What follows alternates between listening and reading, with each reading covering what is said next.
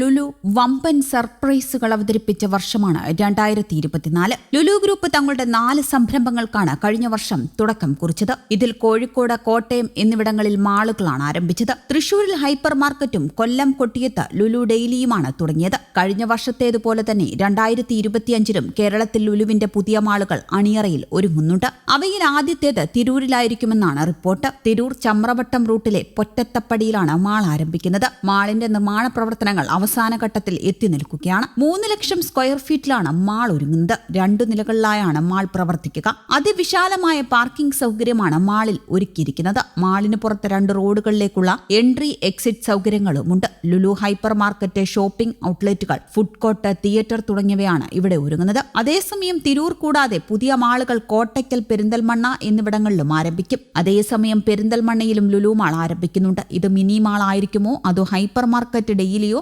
ആയിരിക്കുമോ എന്ന കാര്യത്തിൽ വ്യക്തതയില്ല.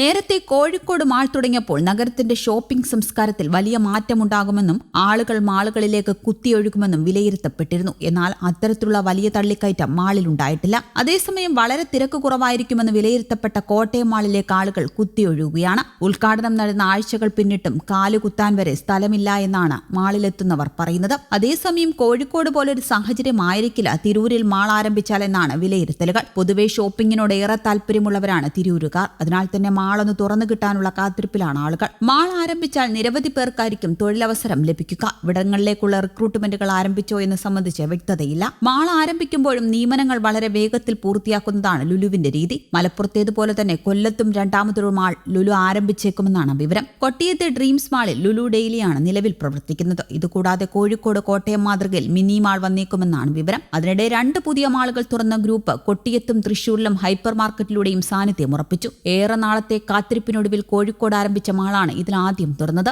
മലബാറുകാർക്കുള്ള ഓണസമ്മാനം എന്ന പ്രഖ്യാപനത്തോടെയാണ് MA യൂസഫ് അലി മാൾ നാടിന് സമർപ്പിച്ചത്. കോഴിക്കോട് മാങ്കാവിൽ 1.5 ലക്ഷം ചതുരശ്ര അടി വിസ്തീർണത്തിലാണ് ലുലു മാൾ പ്രവർത്തിക്കുന്നത്. കൊച്ചിയിലെയും തിരുവനന്തപുരത്തെയും പോലെ വലിയ മാൾ എന്നതിനു പകരം പാലക്കാടിന് സമാനമായ മിനി മാൾ എന്ന ചിന്താഗതിയിലാണ് കോഴിക്കോട്ടെ മാൾ നിർമ്മിച്ചിരിക്കുന്നത്. മിനി മാൾ ആണെങ്കിലും എല്ലാവിധ സജ്ജീകരണങ്ങൾ ഇവിടെയും തയ്യാറാണ്. കേരളത്തിന്റെ ലുലുവിന് 5ാമത്തെ മാളായി ഡിസംബർ 14-നാണ് കോട്ടയത്തെ മാൾ ഉദ്ഘാടനം ചെയ്യപ്പെട്ടത്. മണിപ്പുഴയിൽ MC റോഡിന് സമീപത്തായി സ്ഥിതി ചെയ്യുന്ന മാളിന് 2.2 ലക്ഷം ചതുരശ്ര അടി വിസ്തീർണമാണുള്ളത്. കോട്ടയത്തേതും മിനി മാൾ തന്നെയാണ്. ലുലു ഗ്രൂപ്പ് ഈ വർഷം 2 മാളുകൾ തുറക്കാൻ പോകുന്നുവെന്ന വാർത്തകൾ പുറത്തുവന്നതിന് പിന്നാലെ തന്നെ സോഷ്യൽ മീഡിയയിൽ വലിയ രീതിയിലുള്ള ചർച്ചകളും തുടങ്ങിയിരുന്നു. കോട്ടയത്തേതിനേക്കാൾ തിരക്കനുഭവപ്പെടുക കോഴിക്കോടായിരിക്കുമെന്ന രീതിയിലായിരുന്നു ചർച്ചകൾ. കോട്ടയത്തുകാർ പണം ചെലവഴിക്കാൻ അല്പം മടിയുള്ളവരാണ്. അതിനാൽ തന്നെ അവർ എങ്ങനെയാകും മാളിനെ സ്വീകരിക്കുകയെന്ന് കണ്ടറിയണമെന്ന് അഭിപ്രായപ്പെട്ടവരും നിരവധിയാണ്. എന്നാൽ കോഴിക്കോടിന് പിന്നാലെ കോട്ടയത്തെ മാളും പ്രവർത്തനം ആരംഭിച്ചപ്പോൾ നേർവിപരീതമായ കാഴ്ചയാണ് കണ്ടുകൊണ്ടിരിക്കുന്നത്. അതായത് കോട്ടയത്തുകാർ ലുലു മാളിനെ ഏറ്റെടുത്തു കഴിഞ്ഞു. കോട്ടയത്തുകാരെ കൃത്യമായി അറിഞ്ഞുകൊണ്ടുള്ള ഉൽപ്പന്ന വൈവിധ്യമാണ് മാളിനെ ഏറെ ശ്രദ്ധേയമാക്കുന്നത്. കോഴിക്കോട് മാളിലും തിരക്കുണ്ടെങ്കിലും അത് പ്രതീക്ഷിച്ചത്രയുണ്ടോ എന്നുള്ളത് സംശയമാണ്. നഗരത്തിൽ നിന്ന് അല്പം മാറി സ്ഥിതി ചെയ്യുന്നതും മറ്റ് നിരവധി